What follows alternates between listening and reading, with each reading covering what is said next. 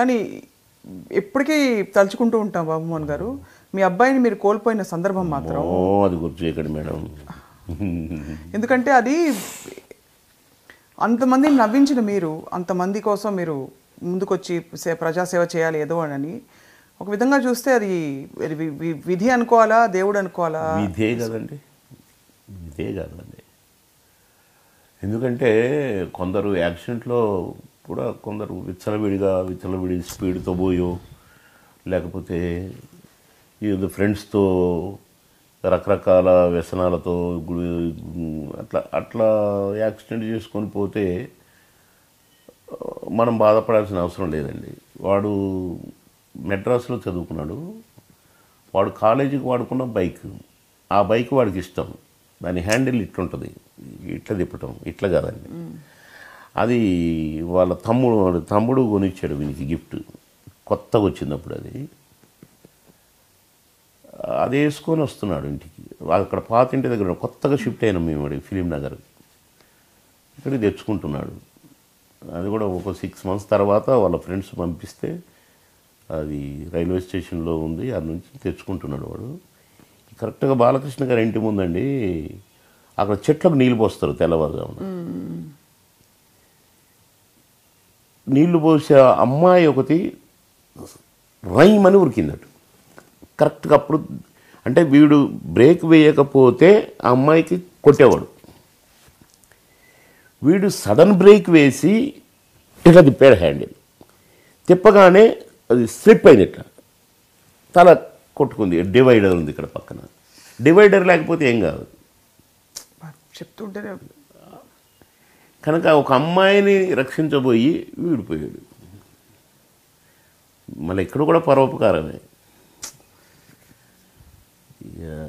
అది అబ్బో వద్దులేండి మేడం, ఎవ్వరికి పగవాడికి కూడా రాకూడదండి. ఇంకా దుఃఖకరమైంది ఏంటంటే, అరే నువ్వు పెళ్లి చేసుకోరా అని అంటుండే, డాడీ నాకు ఇప్పుడు వద్దులే అనేవాడు. నేను ఒక 12 మందిని నేను చూసి సెలెక్ట్ చేసి, ఈ ఫ్యామిలీస్ ఓకే కదా, ఈ పిల్ల చదువు ఓకే కదా, ఇట్లా కొంతమందిని సెలెక్ట్ చేశాను. 12 ఫోటోలు ఇచ్చినాడికి, అరే నీకు నచ్చిన అమ్మాయి సెలెక్ట్ చేసుకో, నీ ఇష్టం. వెళ్ళి చూసి వచ్చినాక కూడా వాళ్ళు పర్వాలేదు అన్నారు. నువ్వు ఎప్పుడైనా పోవచ్చు, బాబుమోహన్ కొడుకు కదా, నీకు ఆ ఆఫర్ ఇచ్చారు. లేదు నువ్వెవరు నన్ను లవ్ చేస్తే చెప్పు, బిచ్చం అడుక్కునే వాళ్ళైనా నాకు అభ్యంతరం లేదు అంటే, నేను చెప్తలేదు డాడీ, నాకు 1 వారం రోజులు టైం ఇయ్యి అన్న. వీడు చనిపోయిన తర్వాత చూస్తే వాడిని దిండు కింద ఉన్నాయి ఫోటోలు, అంటే ఇక భారం కాలే. అట్లా వాడికి సంబంధించినవి.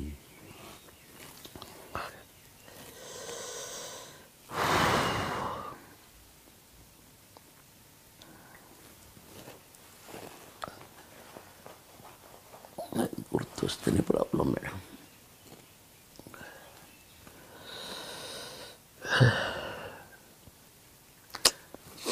మీరు చెప్తుంటే మాకు కూడా ఆనెస్ట్గా సార్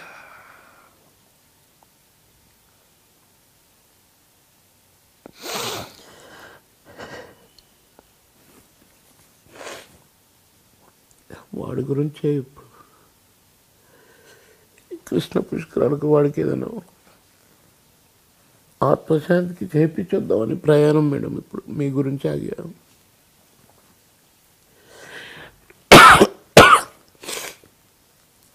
ఇప్పుడు వెళ్తున్నాను మా పూనగర్. వెళ్తున్నారా? మీరు వెళ్ళంగానే బయలుదేరు. కానీ అంటే సార్ నిజంగా మాకు కూడా గుండె బరువెక్కిపోయింది. అంటే ఎందుకంటే ఎన్ని పాత్రల్లో ఎంత బయట ఎలా ఉన్నా కూడా, ఎంత పవర్ఫుల్గా స్ట్రాంగ్గా ఉన్నా, కన్న కొడుకు కన్న కూతురు అంటే ఇది వేరు కదా సార్. తనకల్లా భరణిగాడు ఒక మాట అన్నాడండి,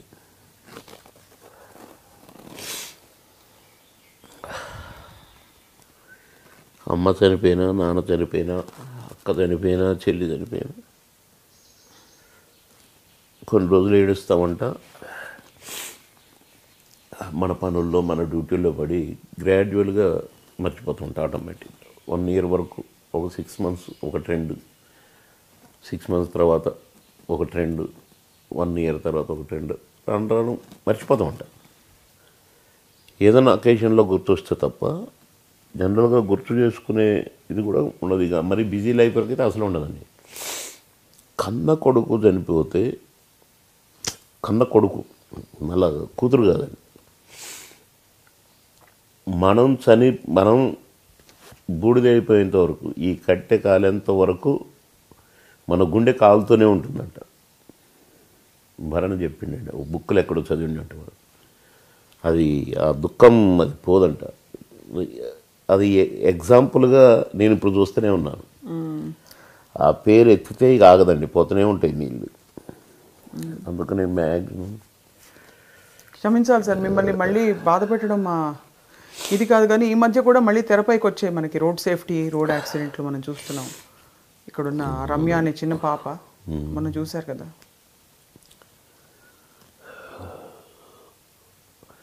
అది ఆకతాయిలు అర్థం చేసుకోవాలండి. కొందరు బాధ్యత లేకుండా బండ్లు నడిపేవాళ్ళు. నేను ఇప్పుడు సినిమాలో హీరోని, నాకంటే బాగా నడిపిండా చిరంజీవి గారు, నాకంటే బాగా నడిపిండా, అట్లా ఇట్లా కొందరు ఈ ఆకతాయితనాలు ఎక్కువైనాయి మేడం. అవే యాక్సిడెంట్ చేసి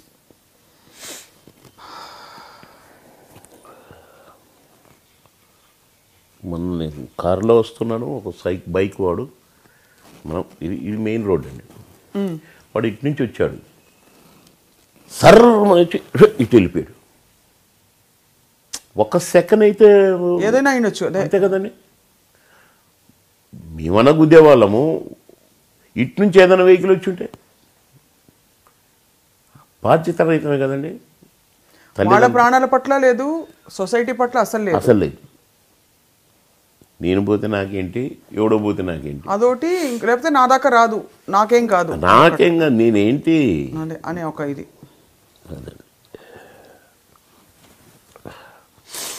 ఇప్పుడు ఎలా సార్, అంటే కుటుంబం అంతా మీరు కోలుకోవడం అంటూ ఏముండదు.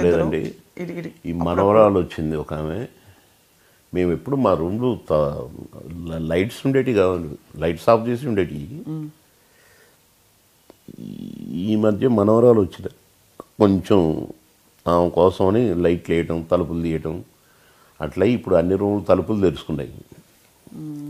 కానీ ఇంత గుండె బాధ పెట్టుకుని మీరు బయట జీవితంలో మాత్రం అందరికీ అందుబాటులో ఉండాలి, ఎప్పుడూ పని చేసుకుంటూ ఉండాలి. మన గుండె బాధ వాళ్ళకి ఎందుకండి, మా పనులు అయినాయా కాలేదా, మేము చెప్పింది జరిగిందా లేదా, అంతే. అది ముఖ్యమండి వాళ్ళకి.